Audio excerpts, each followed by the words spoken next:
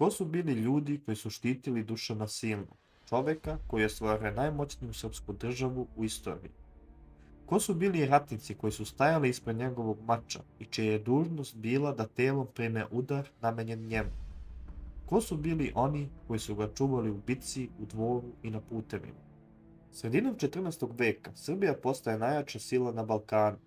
Car Dušan proširuje zemlju od Save do Egejskog mora i od Dunava do Janina. Sa uzdizanjem države javlja se potreba za ljudima koji će biti bliže caru nego iko drugi.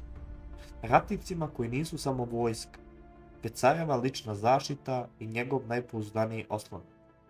Ti ljudi nisu bili jedan red kao na zapadu, ali su po značaju i funkciji bili ništa manje od elite.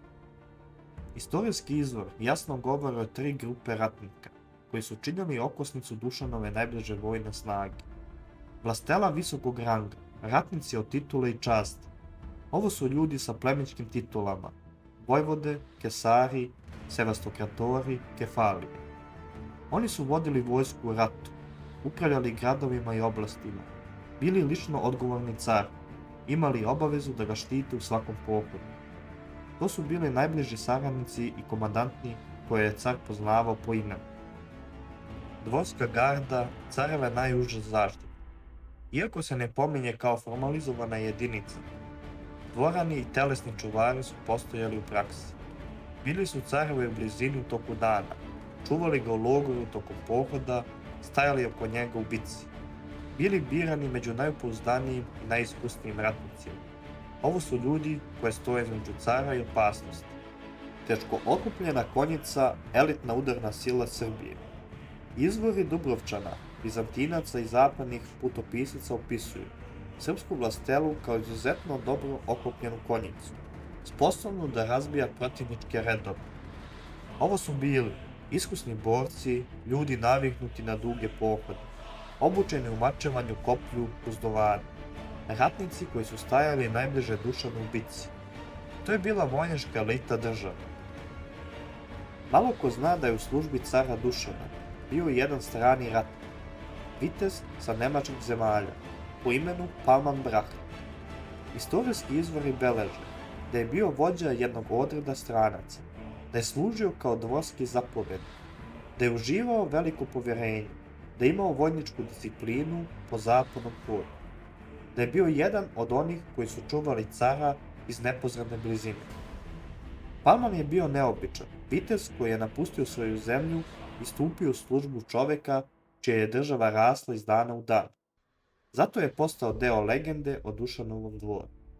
Zadaci tih ratnika bila je čuvanje cara u bici. Kada se car pojavi u boju, oko njega stoji njegova najbolja konjica.